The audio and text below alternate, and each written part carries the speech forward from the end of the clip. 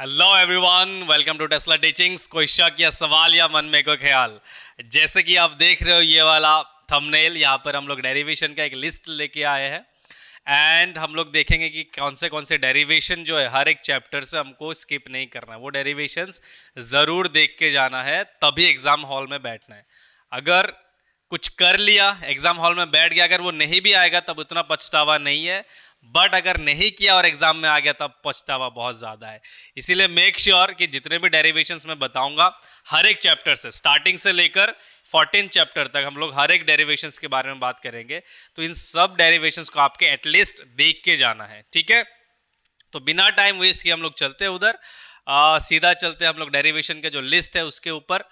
तो यहाँ पर देख सकते हो जो पहला चैप्टर है हम लोग का इलेक्ट्रिक चार्जेस एंड फील्ड का। तो यहाँ पर सबसे स्टार्ट में मैं डेरिवेशन की बात कर रहा हूँ, Coulomb's law in vector form. देखो कूलम्स लॉ का जो नॉर्मल फॉर्म है दैट इज ओके, वो आता तो है, सबको ही आता है वो, बट उसका जो वेक्टर फॉर्म है वो पूछा जाता है एग्जाम में, ठीक है? और यहाँ पे स्टार क्यों मारा है मैंने, बिकॉज ये कुछ मतलब लास्ट 1 और 2 ईयर्स में नहीं आया है।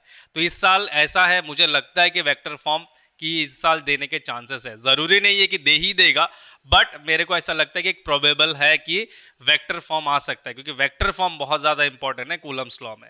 देन आता है आपका सुपरपोजिशन प्रिंसिपल, जहां पे हम लोग एक फोर्स के ऊपर चार्ज की बात कर रहे हैं मल्टीपल चार्जेस की वजह से। तो उसके लिए भी आप यहाँ पे देख सकते हो, ये पीवाईक्यू का क्वेश्चन है, सुपरपोजिशन प्रिंसिपल आ चुका है, ये प्रीवियस ईयर्स में आ चुका है, तो इसको भी आपने करके जाना है, ठीक है? और मैं पहले ही बता दे रहा हूँ, कोई भी डाउट्स रहेगा डेरिवेशंस वगैरह में तो जिस तरीके से आप कमेंट्स डालते हो तो वहीं पे कमेंट्स पे आप इन के रिलेटेड अगर कोई डाउट्स रहेगा आप पूछ सकते हो। Will try to help you as much as we can, okay? फिर आता है आपका इलेक्ट्रिक फील्ड इंटेंसिटी। साथ ही साथ आपको इनका डेफिनेशंस भी याद रखना कि what is electric field, what is electric field intensity वगैरह, ठीक है? तो इलेक्ट्रिक फील्ड इंटेंसिटी के बारे में आपको क्या करना है, इसका एक आपका जो फॉर्मूला था is equal to F by Q, तो वो फॉर्मूला आपको क्या करना है, याद करके या फिर डेरिवेशन करके जाना है, ठीक है?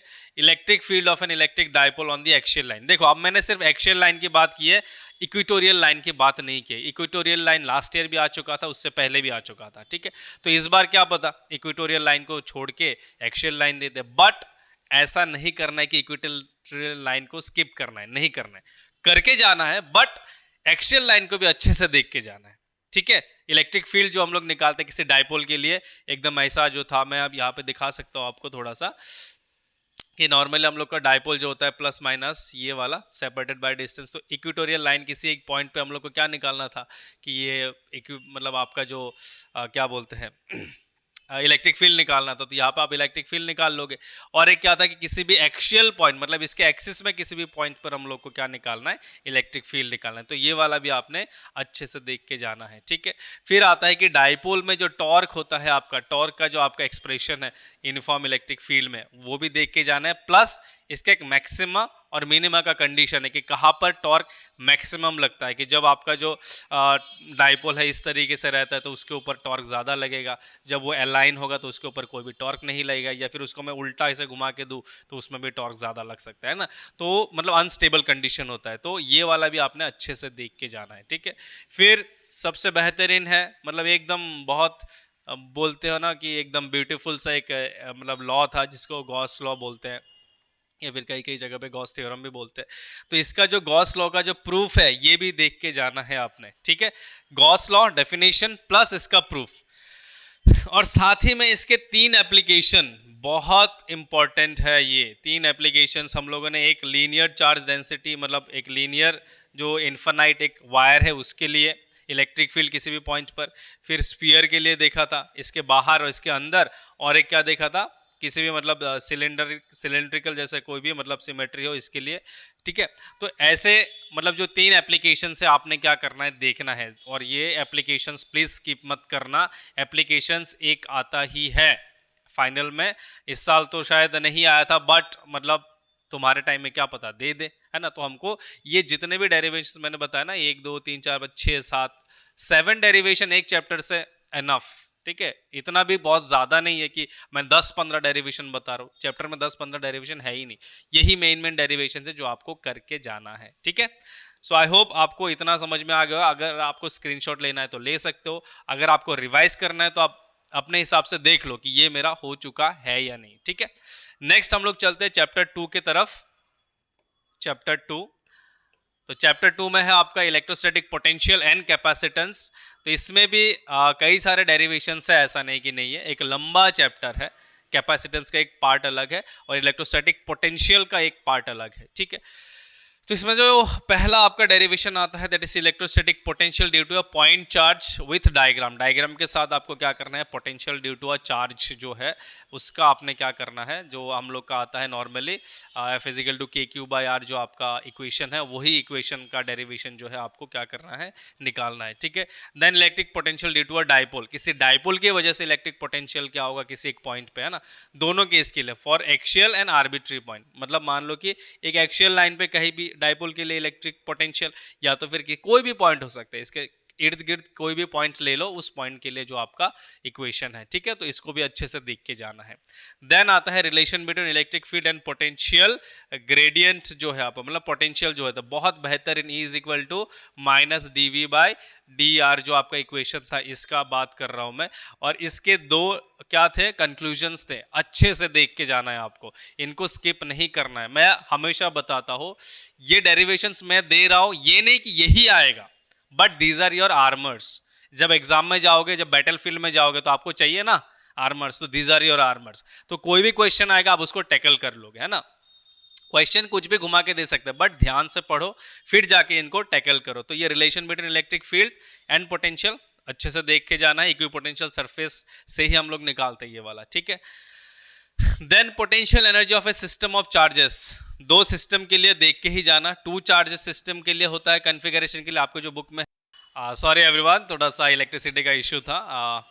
तो यहाँ पर मैं बता रहा था potential energy of a system of charges, दो सिस्टम ऑफ चार्जेस के लिए पोटेंशियल हम लोग क्या करते थे, एक चार्ज को लेते थे, फिर हम लोग सोचते थे कि उसको लेके आई, यहाँ पे तो कुछ नहीं था तो इसके ऊपर कोई भी फोर्स नहीं लगेगा, वर्क डन जीरो है। देन सेकंड चार्ज जब लेके आ रहे थे तो उसके लिए क्या होगा, इसके लिए इलेक्ट्रिक फील्ड होगा, तो इलेक्ट्रिक फील्ड की वजह से इसके ऊपर वर्क डन होगा। तो ऐसे सिस्टम ऑफ चार्जेस के लिए हम लोग क्या करते थे, पोटेंशियल एनर्जी निकालते थे। तो दो चार्ज के लिए मिनिमम देखना है, थ्री चार्ज का भी देख के रखना है आपको, ठीक है।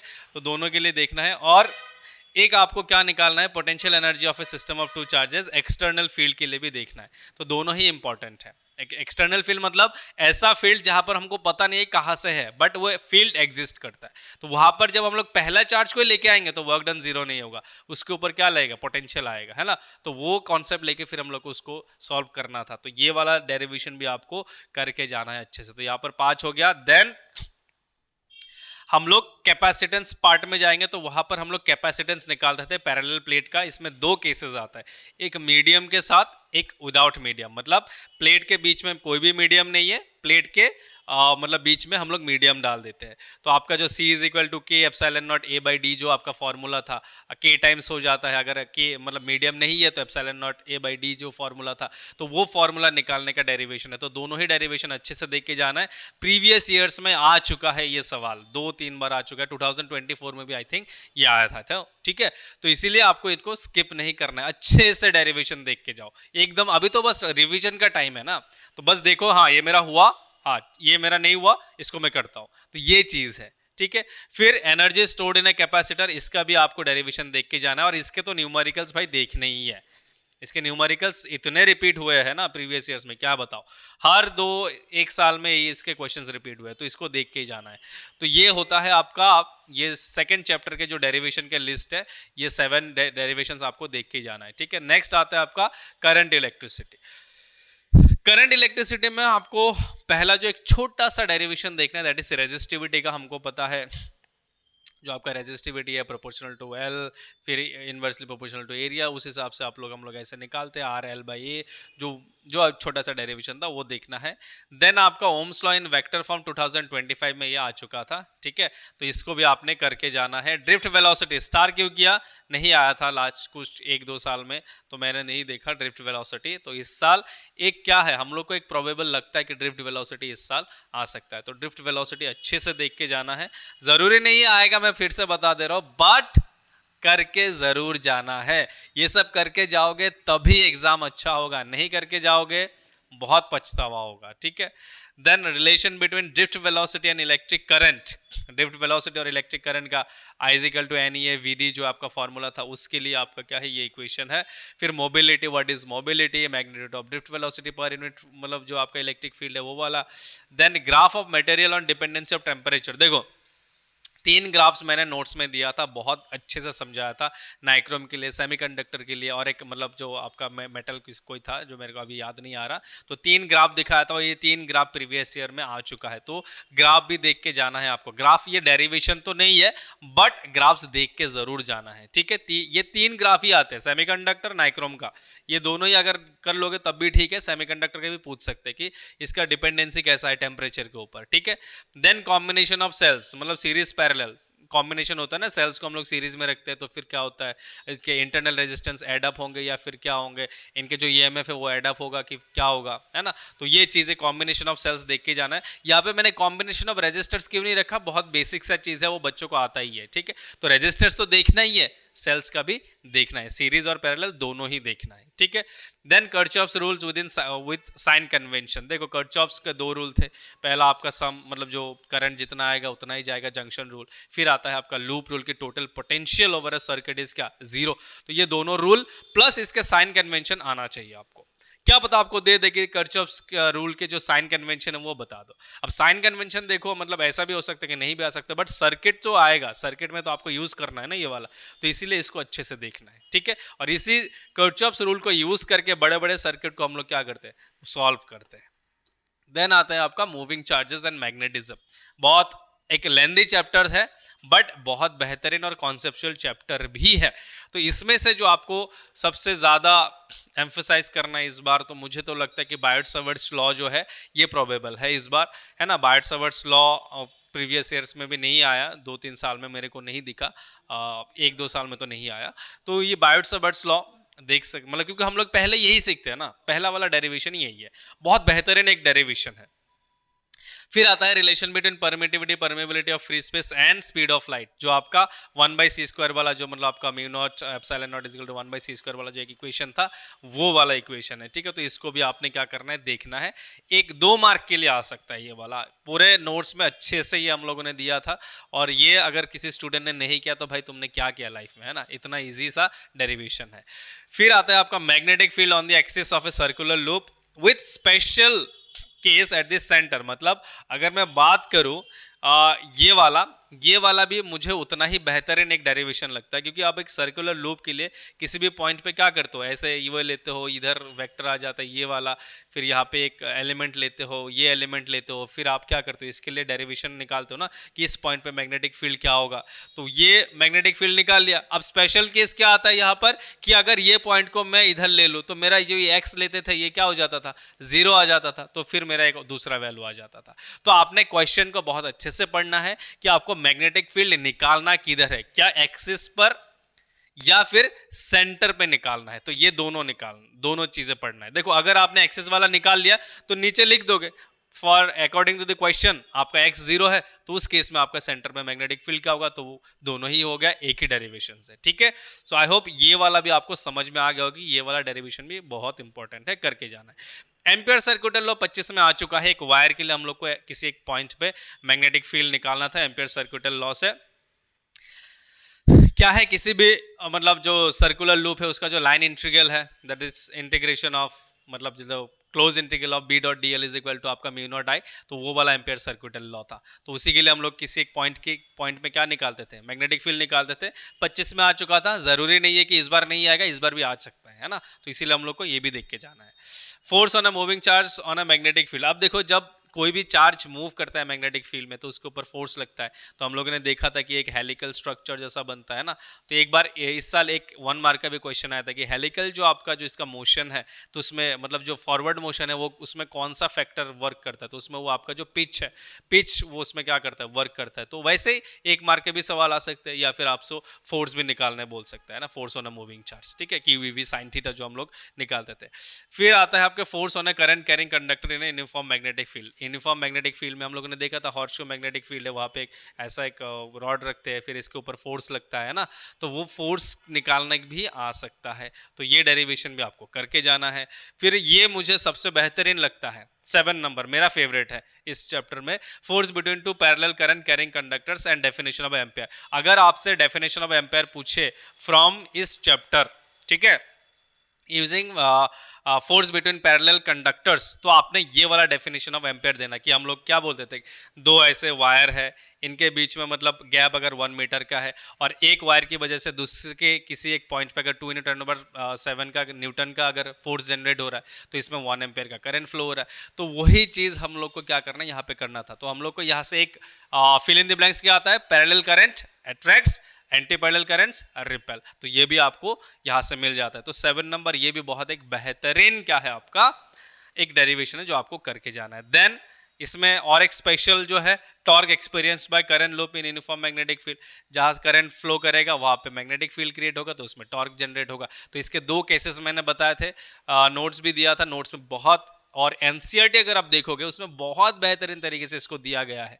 तो अगर आप उसको देखोगे देन मुझे नहीं लगता कि आप कोई भी चीज यहाँ पे स्किप कर रहे हो। तो टॉर्क जो है वो बहुत बेहतरीन एक टॉपिक है, तो इसको भी स्किप नहीं करना है, अच्छे से डेरिवेशन देख के जाना है। इसमें 2 केसेस होते हैं, एक होता है कि मैग्नेटिक फील्ड के साथ पैरेलल है लूप, या तो फिर आपका क्या है एंगल बना के है। तो दोनों ही केस देखना है, दोनों ही बहुत आसान है।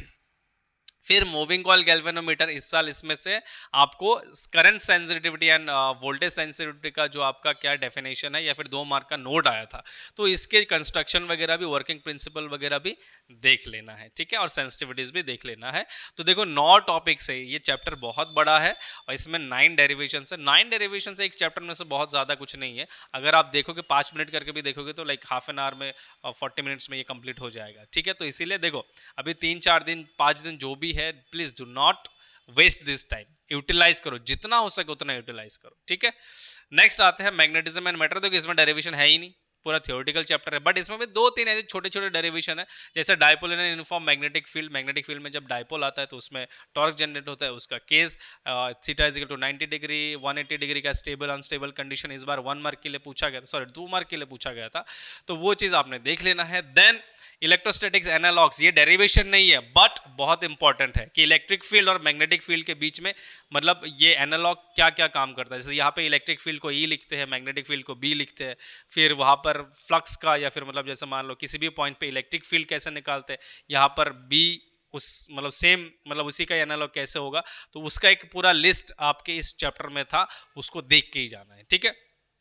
फिर relation between magnetic permeability and magnetic susceptibility, ये भी देख के जाना है। ये भी आपका जो डायमैग्नेटिक पैरामैग्नेटिक जब मटेरियल पढ़ते हैं तो उसी के जस्ट आगे एक डेरिवेशन था, तो वहां पर हम लोग को ये देखना है, मैग्नेटिक प्रॉपर्टीज में हम लोग देखेंगे ये चीज, ठीक है। तो ये 3 चीजें आपको अच्छे से देख के जाना है। डेरिवेशन तो है नहीं कोई चीज, बट फिर भी देख के जाना है, ठीक है। नेक्स्ट मूव करते हैं इलेक्ट्रोमैग्नेटिक इंडक्शन। हाँ, इसमें डेरिवेशन है। सबसे पहले हम लोग मैग्नेटिक फ्लक्स के बारे में पढ़ेंगे, बी ए कॉस थीटा, ठीक है। देन आपका Faraday's law of electromagnetic induction, epsilon is equal to minus N D phi by D T, जो है ये देखना है आपको। फिर मोशनल ईएमएफ 2025 में आ चुका है, मोशनल ईएमएफ के बारे में, और इस बट ये नहीं आया motional EMF using Lawrence force, but ये 2025 में आपके सीबीएसई के फिजिक्स में पेपर में आया था ये वाला। तो देखो यूजिंग लॉरेंस फोर्स और without using Lawrence force difference है, तो अगर दोनों ही पढ़ लूंगा तो मैं तो बस सेफ हो गया ना, कि अगर बोल दे कि लॉरेंस फोर्स यूज करके मोशनल ईएमएफ निकालो तो मैं निकाल लूंगा भाई, मैंने तो पढ़ा है ना। तो इसी के साथ हम लोग देखेंगे mutual inductance with its reverse case. 2 cases बनता है म्यूचुअल इंडक्टेंस का, कि एक कॉइल की वजह से दूसरे कॉइल में, दूसरे की वजह से फिर पहले वाले कॉइल में। तो ये दोनों ही केस आपको देखना है, बुक में है, नोट्स में भी अच्छे से गिवन है ना।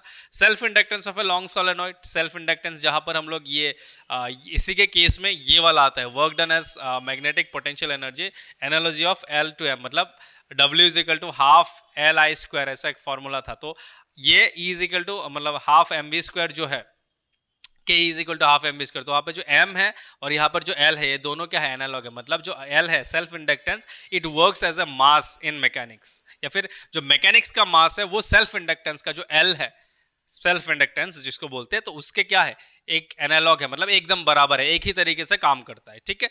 तो वही चीज है। फिर आता है आपका एसी जनरेटर, मतलब ऑल्टरनेटिंग करंट का जनरेटर, की ऑल्टरनेटिंग करंट कैसे प्रोड्यूस होता है। हमारे यहाँ पे जो करंट आता है तो उसके लिए हम लोगों ने एक डायग्राम देखा था, उसके कुछ डेरिवेशंस देखे थे। Epsilon naught is equal to, मतलब जो epsilon is equal to epsilon naught sine omega T जो है, तो वो चीज देखा था। तो उसका जो एक प्रॉपर डेरिवेशन, प्रॉपर जो आपका इसका कंस्ट्रक्शन, इस बार ये 2025 में एसी जनरेटर का सिर्फ डायग्राम आया था कि आपको इसका एक्सेल वगैरह या फिर जो ब्रशेस वगैरह है वो सब बना के आपको दिखाना है, 2 मार्क के लिए आया था।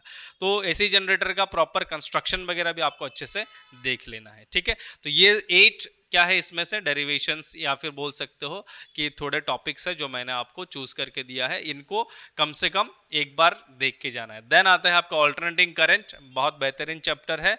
ऑल्टरनेटिंग करंट में से न्यूमेरिकल से एक पूछता ही है, या तो आपको बोलेगा कि ये इंडक्टिव रिएक्टेंस निकालो, या तो कैपेसिटिव रिएक्टेंस, या तो फिर इंपेडेंस निकालो, या फिर रेजोनेंट फ्रीक्वेंसी निकालो। ये 4 में से तो एक पूछता ही रहता है ना।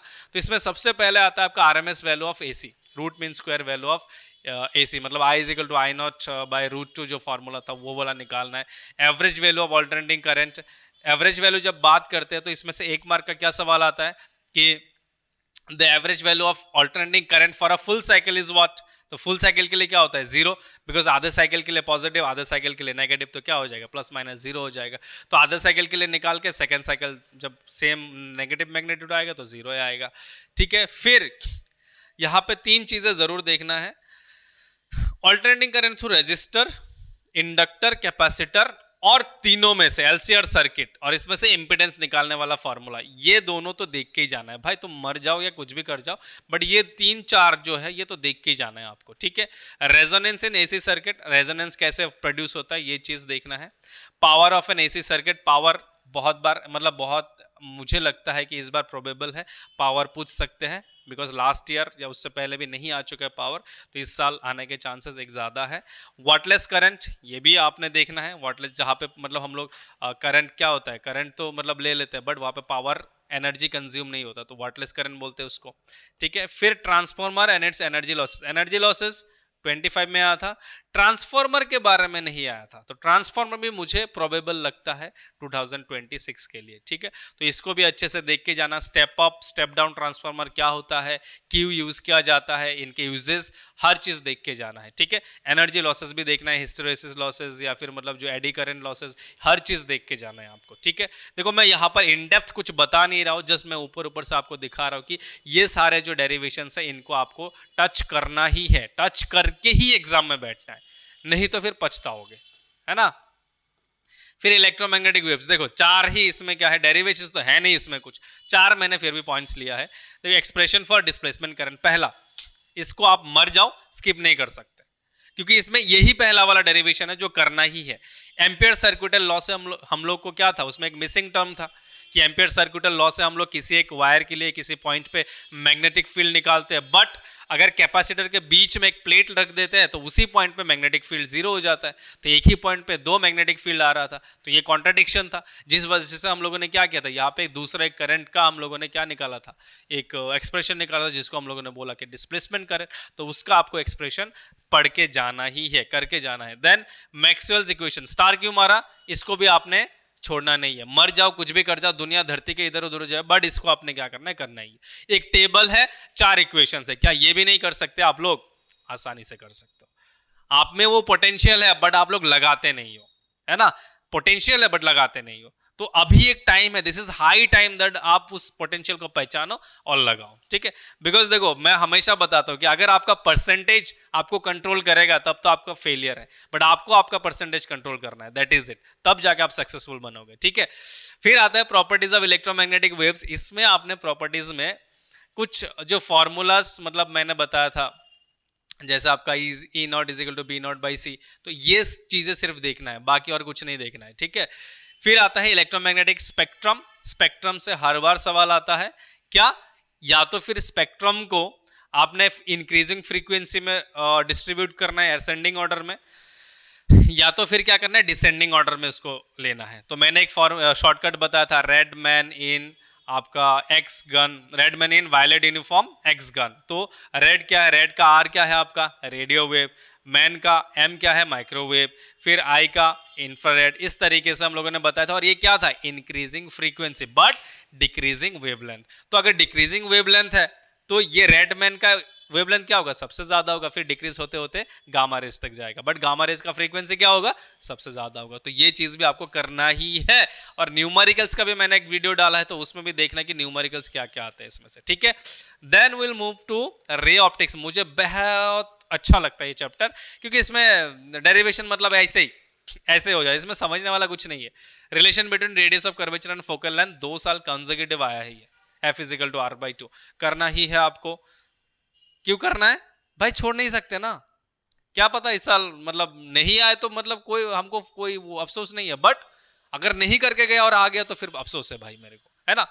फिर mirror equation and magnification, winner equation का भी बताया था, मैग्निफिकेशन का भी बताया था। हमारे पास हम लोग के चैनल में वीडियोस है, पूरे रे ऑप्टिक्स के ऊपर वीडियोस है, आप देख के जाना, ठीक है। Refraction at a spherical surface, यहां से न्यूमेरिकल आया था इस साल। Refraction at a spherical surface का वो एक्सप्रेशन भी आया था इस साल, ठीक है। तो ये भी 2025 में है। लेंस मेकर्स फार्मूला मुझे इस बार प्रोबेबल लगता है, लेंस मेकर्स फार्मूला अच्छे से देख के जाना। कॉम्बिनेशन ऑफ लेंसेज भी ठीक है। रिफ्रैक्शन थ्रू प्रिज्म 23 24 कॉन्सेक्यूटिव आया, फिर उसके बाद चेंज हुआ, रिफ्रैक्शन एट स्फेरिकल सरफेस आया। तो अब मुझे ये देखो, मैं आपको ये बताता हूं कि आप कम से कम lens makers formula, refraction through prism, refraction at spherical surface, इन सबको ही करके जाओ भाई। Angular magnification of simple microscope, LDDB that is least distance of distinct vision, plus infinity, दोनों के लिए करना है, ठीक है। दोनों के लिए करके जाओगे। और angular magnification of compound microscope, भाई कंपाउंड माइक्रोस्कोप का डायग्राम तो 100 टाइम्स ड्रॉ कर लो तुम, 100 टाइम्स ड्रॉ कर लो, कंपाउंड माइक्रोस्कोप का डायग्राम ही आता है बस। इस साल इसमें से एक न्यूमेरिकल आया था जो बुक में एज इट इज था, मैंने बताया हुआ हूं, मतलब हमारे वीडियो में मैंने अच्छे से बताया, रे ऑप्टिक्स का वीडियो में बताया था। तो angular magnification of compound microscope कैसे निकालते हैं ये भी कर लेना, और उसके डायग्राम 1000 बार भाई तुम प्रैक्टिस कर लो, कितना 5-6 बार ड्रॉ कर लोगे ना, आसानी से हो जाएगा, ठीक है। तो ये रे ऑप्टिक्स के आपके क्या है, कुछ डेरिवेशन है जो मैंने बताया, इसको आपने क्या करना है, स्किप नहीं करना है, इग्नोर नहीं मत करो, ये सब इग्नोर, ठीक है। देन आता है आपका वेव ऑप्टिक्स, सबसे खतरनाक चैप्टर आपको लगता है, मेरे को नहीं, ठीक है। बट जिनको समझ आता है उनको अच्छे से समझ आता है। Refraction of plane wave, reflection of plane wave बहुत इंपॉर्टेंट है, इस साल प्रोबेबल है मेरे हिसाब से, बट जरूरी नहीं कि यही आएगा, बट मुझे लगता है ये आने के चांसेस है। इस बार हाइजेंस प्रिंसिपल आया था, ठीक है। मतलब जो पहला पोर्शन है जहां पे हम लोग वेव की बात नहीं कर रहे, यंग्स डबल स्लिट के पोर्शन में नहीं गए, उससे पहले वाला जो पोर्शन है, तो उसमें से स्नेल्स लॉ एक है। हाँ, यहां मैं भूल गया एक चीज, प्लीज मेक श्योर आप इस चीज को लिख लो।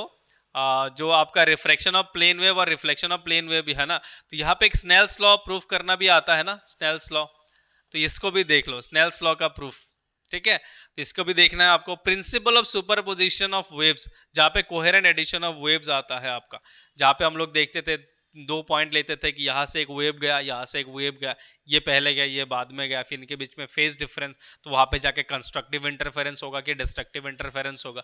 तो ये वाला जो एक्सप्रेशन है ये भी आपको करना है।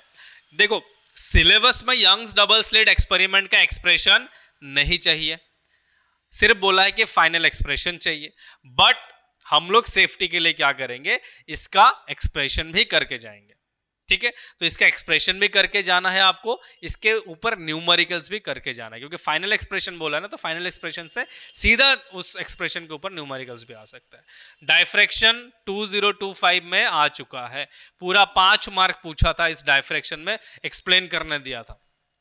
तो इसको भी आपको क्या नहीं करना है, स्किप नहीं करना है, अच्छे से पढ़ के जाना है, ठीक है।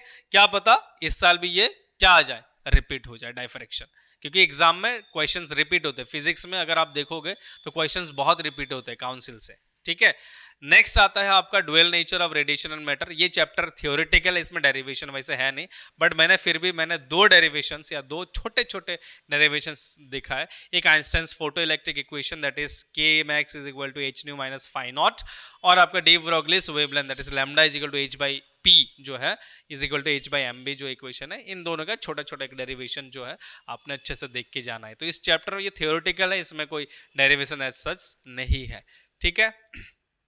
एटम्स में कितने 6 है ना, ये 6 ही एक डेरिवेशन है, इसके अलावा कुछ है ही नहीं एटम्स में। सब थ्योरी है।